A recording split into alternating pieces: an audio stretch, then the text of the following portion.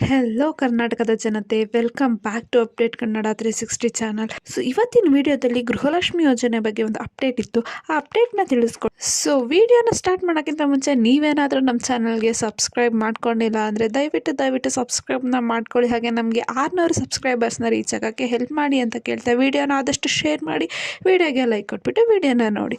So ನೀವೇನಾದರೂ ನಿಮ್ಮ ಖಾತೆಗೆ NPCI ಆಗದೇ ಇದ್ದರೆ ಹಣ ಜಮಾ ಆಗಲ್ಲ, ಅಂದರೆ 6ನೇ ಕಂತಿನ ಹಣ ಜಮಾ ಆಗಲ್ವಂತೆ.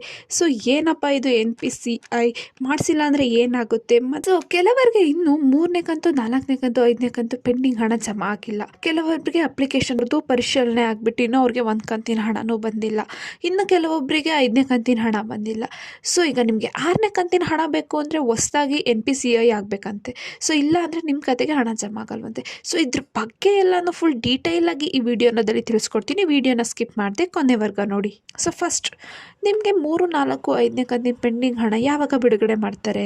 ಸೊ ಮೊದಲನೇದಾಗಿ ಮಹಿಳಾ ಮತ್ತು ಮಕ್ಕಳ ಕಲ್ಯಾಣ ಇಲಾಖೆ ಸಚಿವೆ ಲಕ್ಷ್ಮೀ ಹೆಬ್ಬಾಳ್ಕರ್ ಅವರು ನೀಡಿರುವ ಗುಡ್ ನ್ಯೂಸ್ ಪ್ರಕಾರ ಇದುವರೆಗೂ ಗೃಹಲಕ್ಷ್ಮಿ ಯೋಜನೆಯ 3, 4, 5ನೇ ಕಂತಿನ ಹಣ ನಿಮ್ಮ ಖಾತೆಗೆ ಜಮಾ ಆಗದೇ ಇದ್ದರೆ ತಕ್ಷಣ ಅಂಥವ್ರಿಗೆ ಖಾತೆಗೆ ಹಣ ಜಮಾ ಮಾಡಲು ಸರ್ಕಾರ ನಿರ್ಧಾರ ಮಾಡಿದೆ.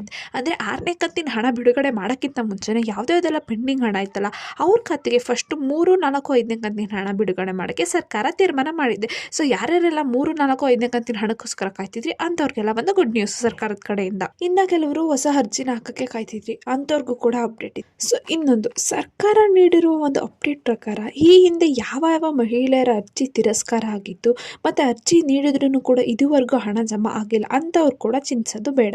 ಸೊ ತಕ್ಷಣವೇ ಗೃಹಲಕ್ಷ್ಮಿ ಯೋಜನೆ ಮತ್ತೆ ಅರ್ಜಿನ ಹಾಕಿ ಯಾರ್ಯಾರೆಲ್ಲ ಸರಿ ದಾಖಲೆಯನ್ನು ನೀಡಿಬಿಟ್ಟು ಈ ಸಲ ಮತ್ತೆ ಅರ್ಜಿನ ಹಾಕ್ತಾರೆ ಅಂಥವ್ರಿಗೆ ಗೃಹಲಕ್ಷ್ಮಿ ಯೋಜನೆ ಹಣನ ಜಮಾ ಮಾಡೋಕ್ಕೆ ಸಚಿವರು ಆದೇಶನ ನೀಡಿದ್ದಾರೆ. ಏನಾದರೂ ಇವಾಗ ಅರ್ಜಿ ಹಾಕಿ ನಿಮ್ದೇನಾದರೂ ಅಪ್ಲಿಕೇಶನ್ ಅಕ್ಸೆಪ್ಟ್ ಆಯಿತು ಅಂದರೆ ನಿಮಗೆ 6ನೇ ಕಂತಿನ ಹಣ ಬರೋ ಎಲ್ಲ ಚಾನ್ಸಸ್ಸು ಕೂಡ ಇರುತ್ತೆ. ಸೊ ಯಾರೆಲ್ಲ ಅರ್ಜಿ ಹಾಕಿಲ್ಲ, ಯಾರೆಲ್ಲ ಅರ್ಜಿ ಹಾಕಿ ಕಾಯ್ತಿದ್ರಲ್ಲ, ಸೊ ಅಂಥವ್ರಿಗೆ ಮತ್ತೆ ಸರ್ಕಾರ ಗುಡ್ ನ್ಯೂಸ್ನ ನೀಡಿದೆ. ಸೊ ಅವ್ರಿಗೆ ಮತ್ತೆ ಒಂದು ಮರು ಅರ್ಜಿನ ಹಾಕೋಕ್ಕೆ ಸರ್ಕಾರ ಒಂದು ಅವಕಾಶನ ನೀಡಿದೆ. ಸೊ ಅಂಥವ್ರಿಗೆ 6ನೇ ಕಂತಿನ ಹಣ ಸಿಗುತ್ತೆ. ಸೊ ಅಂಥವ್ರು ಯಾರೆಲ್ಲ ಅಪ್ಲಿಕೇಶನ್ ಹಾಕಿಲ್ಲ ದಯವಿಟ್ಟು ಅಪ್ಲಿಕೇಶನ್ನ ಹಾಕಿ. ಸೊ 6ನೇ ಕಂತಿನ ಹಣ ಯಾವಾಗ ಬಿಡುಗಡೆ ಮಾಡ್ತಾರೆ? 6ನೇ ಕಂತಿನ ಹಣ ಜನವರಿಯಲ್ಲಿ ಬರುತ್ತೋ ಫೆಬ್ರವರಿಯಲ್ಲಿ ಬರುತ್ತೋ ಅಂಥವ್ರಿಗೆಲ್ಲ ಸರ್ಕಾರದಿಂದ ಮತ್ತೆ ಒಂದು ಗುಡ್ ನ್ಯೂಸ್ನ ಕೊಟ್ಟಿದೆ. ಸೊ ಇದಕ್ಕೆಲ್ಲ ಸರ್ಕಾರ ಏನು ಉತ್ತರ ನೀಡಿದೆ ಅಂದರೆ ಬರೋ ಫೆಬ್ರವರಿ ತಿಂಗಳ ಮೊದಲನೇ ವಾರದಲ್ಲಿ 6ನೇ ಕಂತಿನ ಹಣ ಕೂಡ ಮಹಿಳೆಯರ ಖಾತೆಗೆ ಜಮಾ ಮಾಡಲಾಗುವುದು ಎಂದ್ಬಿಟ್ಟು ಸರ್ಕಾರ ತಿಳಿಸಿದೆ. NPCI ಆಗದೇ ಇದ್ರೆ ಗೃಹಲಕ್ಷ್ಮಿ ಯೋಜನೆ ಹಣ ಬರೋದಿಲ್ವಾ? ಸೊ ನಿಮ್ಮ ಬ್ಯಾಂಕ್ ಖಾತೆಗೆ KYC ಮಾಡಿಸ್ಕೊಳ್ಳೋದು ಕಡ್ಡಾಯ ಅಂದ್ಬಿಟ್ಟು ಸರ್ಕಾರ ಮೊದಲು ತಿಳಿಸಿತ್ತು. ಸೊ ಒಂದು ವೇಳೆ ಏನಾದರೂ KYC ಆಗದೇ ಇದ್ದಿದ್ರೆ ಅನ್ನಭಾಗ್ಯ ಯೋಜನೆ ಹಣ ಆಗಲಿ ಅಥವಾ ಗೃಹಲಕ್ಷ್ಮಿ ಯೋಜನೆ ಹಣ ಆಗಲಿ ಫಲಾನುಭವಿ ಖಾತೆಗೆ ಜಮಾ ಆಗೋದಿಲ್ಲ.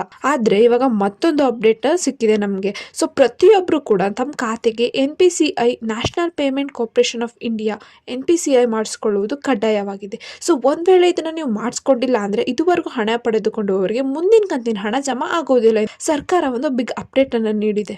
ಸೊ NPCI ಮಾಡಿಸ್ಕೊಳ್ಳೋದಾದರೂ ಹೇಗೆ? ಸೊ ನೀವು ಆಲ್ರೆಡಿ ನಿಮ್ಮ ಬ್ಯಾಂಕ್ ಖಾತೆಗೆ ಆಧಾರ್ ಸೀಡಿಂಗ್ ಮಾಡಿಸಿದ್ದೀರಾ, KYC ಮಾಡಿಸಿದ್ದೀರಾ, ಆದರೂ ಕೂಡ ಕಡ್ಡಾಯವಾಗಿ ಮಾಡಿಸ್ಲೇಬೇಕು. ಸೊ ಇದನ್ನು ಮಾಡಿಸ್ಕೋಬೇಕಂದ್ರೆ ನೀವು ಏನು ಮಾಡಬೇಕು? ನಿಮ್ಮದು ಯಾವುದು ಅನ್ನಭಾಗ್ಯ ಮತ್ತು ಗೃಹಲಕ್ಷ್ಮಿ ಯೋಜನೆ ಯಾವುದು ಅಕೌಂಟ್ಗೆ ಹಣ ಬರ್ತಿದೆಯಲ್ಲ ಆ ಬ್ಯಾಂಕಿಗೆ ಹೋಗ್ಬಿಟ್ಟು ನೀವು ನಮಗೆ ನಮ್ಮ ಅಕೌಂಟ್ಗೆ NPCI ಮಾಡಿಸ್ಕೊಡಿ ಅಂತ ಕೇಳಿ.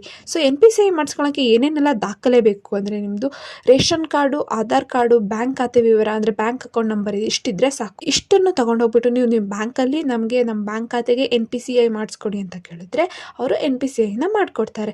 ಸೊ ತಕ್ಷಣವೇ ಈ ಕೆಲಸ ಮಾಡಿಸ್ಕೊಳ್ಳಿ, ಇಲ್ಲಾಂದರೆ ಮುಂದಿನ ತಿಂಗಳಿಂದ ನಿಮಗೆ 6ನೇ ಗೃಹಲಕ್ಷ್ಮಿ ಯೋಜನೆಯ ಹಣ ನಿಮ್ಮ ಖಾತೆಗೆ ಸೇರೋದಿಲ್ಲ. ಈ ವಿಚಾರನ ಎಲ್ಲರಿಗೂ ಶೇರ್ ಮಾಡಿ ಅಂತ ಕೇಳ್ಕೊತೀನಿ. ಮುಂದಿನ ಕಂತಿನ ಹಣ ಬರಬೇಕು ಅಂತ ಎಲ್ಲ ಫಲಾನುಭವಿಗಳ ಬ್ಯಾಂಕ್ ಖಾತೆಗೆ NPCIನ ಕಡ್ಡಾಯ ಮಾಡಿದೆ ಸರ್ಕಾರ. ಸೊ ಈ ಪುಟ್ಟ ವಿಡಿಯೋ ನಿಮಗೆ ಇಷ್ಟ ಆಯಿತು ಅನ್ಕೊತೀನಿ. ಇಷ್ಟ ಆದರೆ ದಯವಿಟ್ಟು ಸಬ್ಸ್ಕ್ರೈಬ್ನ ಮಾಡ್ಕೊಳ್ಳಿ. ತುಂಬ ಜನ ವಿಡಿಯೋನ ನೋಡ್ತಿರಾದ್ರೆ ಸಬ್ಸ್ಕ್ರೈಬ್ನ ಮಾಡ್ಕೊಳ್ಳೋಣ, ನಮಗೆ ಒಂದು ಸಪೋರ್ಟ್ನ ನೀಡಿ ಅಂತ ಕೇಳ್ತಾ ಸೊ ವಿಡಿಯೋಗೆ ಒಂದು ಲೈಕ್ ಕೊಡಿ. ಏನಾದರೂ ಪ್ರಾಬ್ಲಮ್ ಇತ್ತಂದರೆ ಕಮೆಂಟ್ ಹಾಕಿ. ನಿಮ್ಗೆ ಏನಾದರೂ ಯಾವುದೇ ಕಂತಿನ ಹಣ ಬಂತಂದರೆ ಕಮೆಂಟ್ ಮೂಲಕ ನಮಗೆ ತಿಳಿಸಿ ಅಂತ ಕೇಳ್ತಾ ಧನ್ಯವಾದಗಳು.